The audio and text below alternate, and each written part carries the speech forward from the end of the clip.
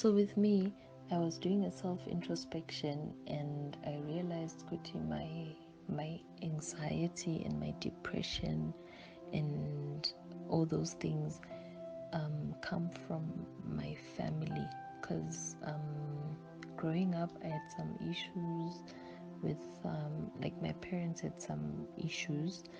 So I realized it became a part of me. I didn't want it to be, but then it became a part of me, and I stopped trusting men.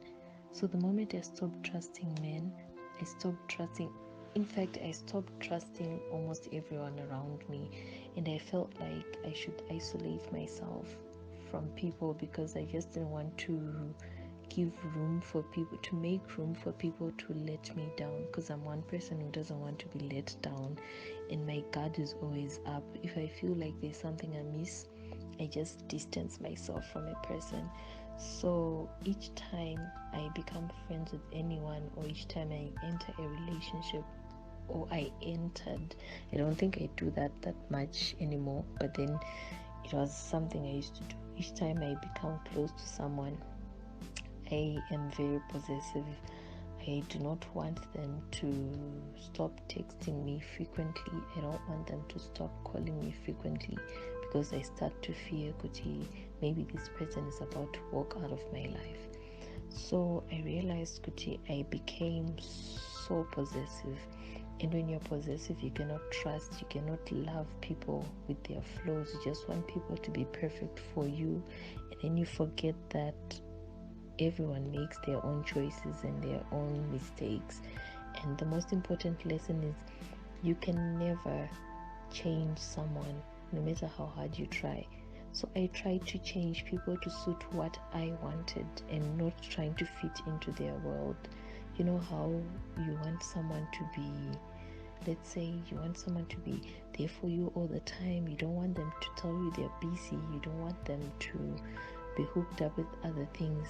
You just want that person to be there for you all the time, and you want this person to be emotionally available for you each and every time. So that was killing me, because I expected too much from people, which I didn't get.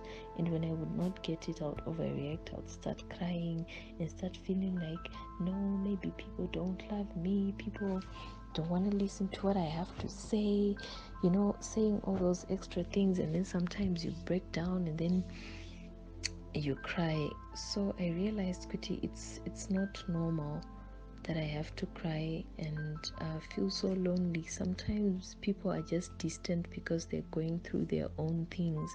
They're going through life their own way. Maybe they're probably going through the same phase I'm going through, so they cannot be available for me all the time. So I decided to go for therapy. I went to therapy, and it was helpful to me. And right now I'm doing online sessions, so I just eco cash the amount. It's like 50 bond, which is reasonable, I think.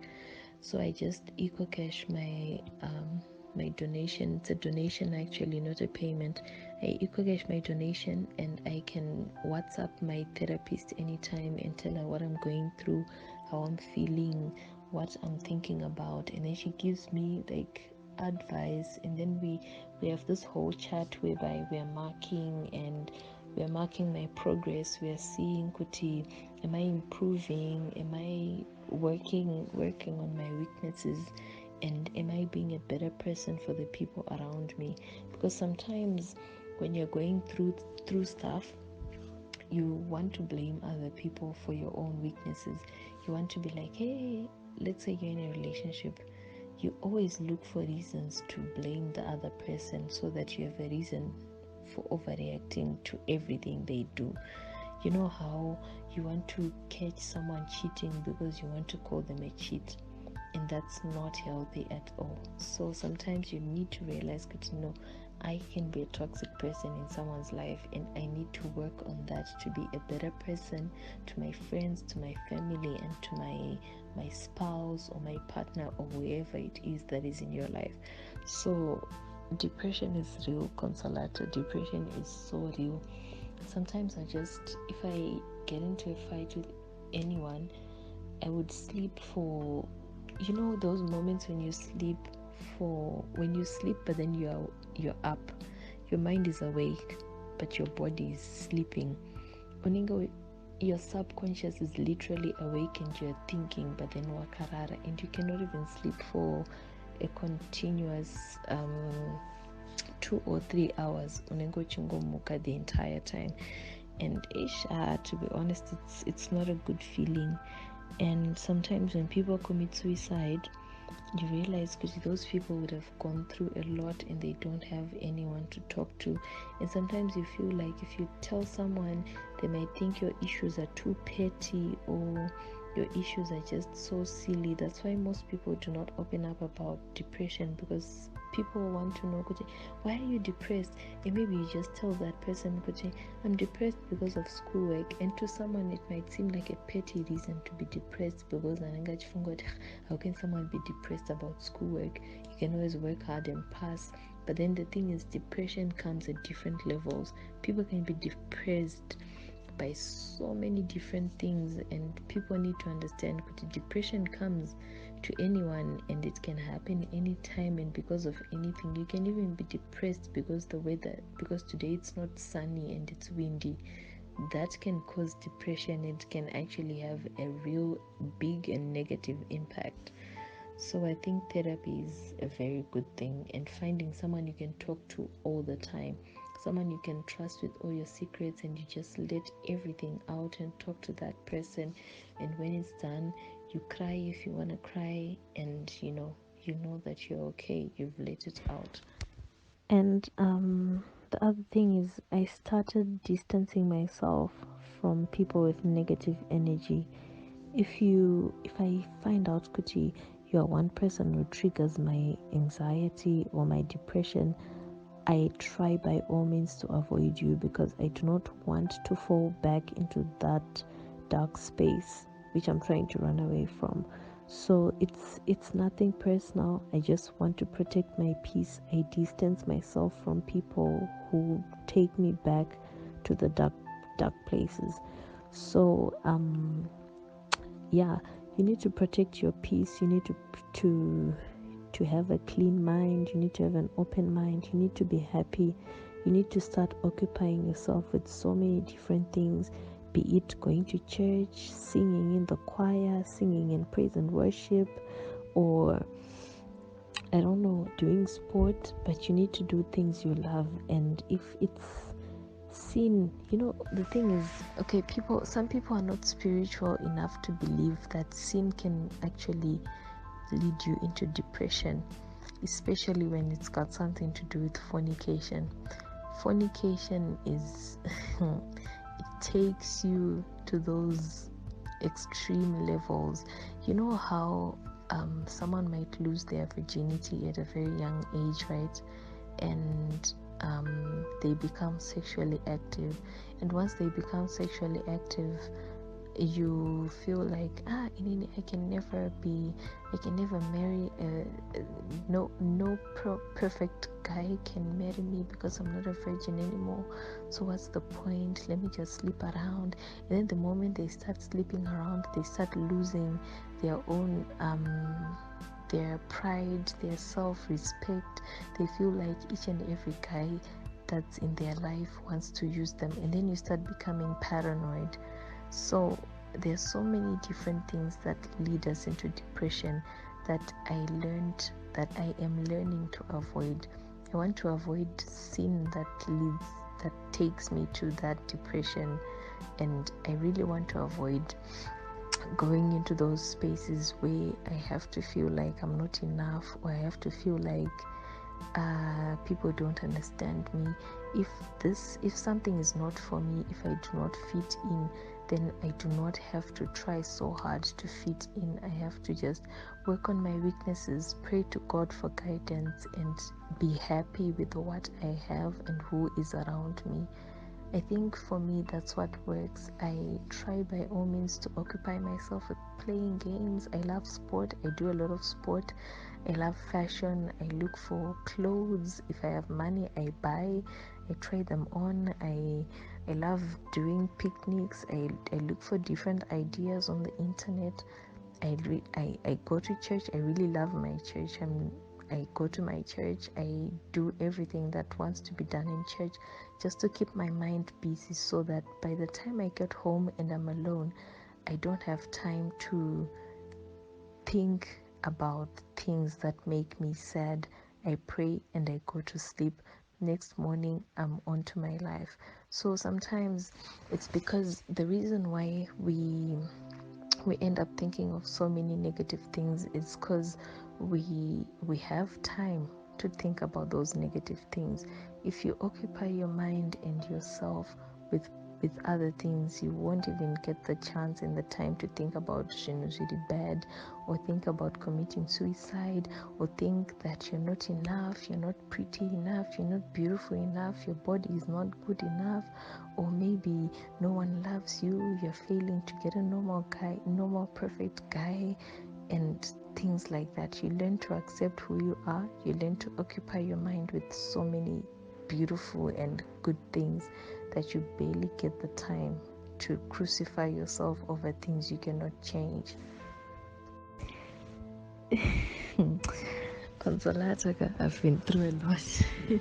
Okay, so I think men actually get more depressed than women, because with men now, they cannot talk to a friend, they cannot even open up to their own friends about what they are going through, because you know how men they always diss each other, like, hey, baba, or why are you acting like this? That is not manly. When someone is trying to express their feelings and what they are going through, men just brush it off. I noticed it on a lot of my guy friends. They prefer to talk to a lady because they feel like the men cannot relate. Unlike us women, I can come to you, Consolata, and I can air out my feelings, and I can cry and break down, and then you can have my back and give me some advice. But with men it's different. And when men are depressed, they tend to project their depression onto the woman they're dating. I dated this guy. I think he was I would say it was my very first serious relationship. That was straight after A level. So this guy came from a broken home. His parents were divorced, etc. I cannot share all the details, but then he came from a broken home, and he always put so much pressure on me. It's like, I want a wife, I want a girlfriend who always gets her nails done. And I personally do not even like nails. I have a hard time keeping them. So he was like, I want a girl who always gets her nails done, you know. He would post pictures of other girls on his status, these pretty girls, and he was friends with people like Vanna Queen V, those musicians. And I felt so inferior, because what the image he was painting in my mind of the perfect lady he wanted, that's not who I was, that's not what I was. I did not even feel comfortable talking to him over the phone, because I felt like my English is not good enough, or my accent is not fancy enough for him, or I'm not light skinned enough, or I'm not, I just felt so belittled with that guy. And he would keep on saying stuff that would make me feel stupid and make me feel like ish ameno. So I later on realized, no, but this guy actually my issues, like he goes through a lot of stuff. That's when I realized, he came from a broken home, and he was so insecure. He was so insecure. He would be like, if you do not text him frequently, he doesn't text you back. And then if you ask him, what's going on, he'd be like, you just ignored me, so I assumed you didn't want to be with me anymore. That's why I went quiet on you. He had these insecurities. He didn't want to be left. He didn't want to be left alone. So I figured out men suffer from depression, and they project it onto the woman they're dating, and the woman is the one who has to suffer from the results of all his insecurities.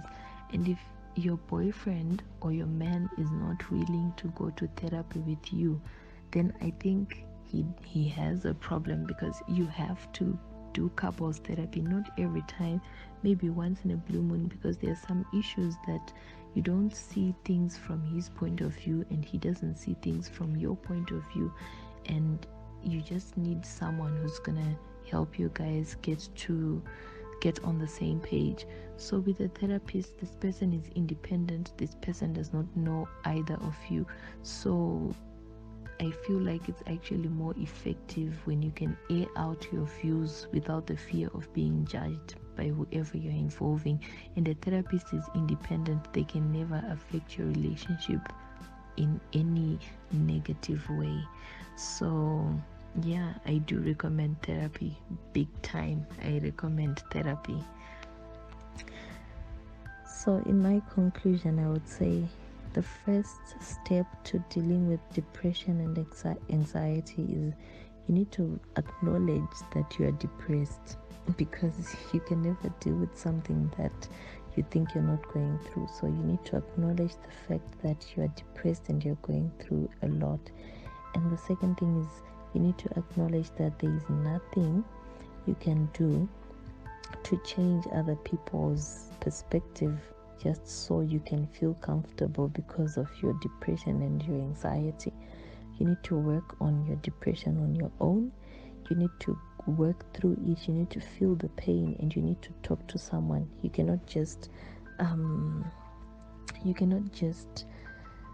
deal with something on your own and feel like, no, I've got it all figured out. You need to talk to someone you trust, and someone whom you think is going to give you the best advice, someone who's not judgmental at all, because you don't need someone judging you for the mistakes you've made, the decisions you've made.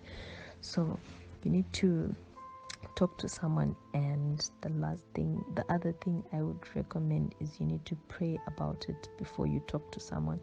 Pray about it first. Tell God your problem, so that when you talk to someone, God gives that person wisdom on how to help you out with your issues. So that's the other thing I would advise people to do. And I would also advise people to go to therapy. If they have the money, go to therapy. If you do not have money, look for a friend, a cousin, or a family member, someone whom you trust, to help you go through it. I think that's what has helped me, and that's what is helping me out right now.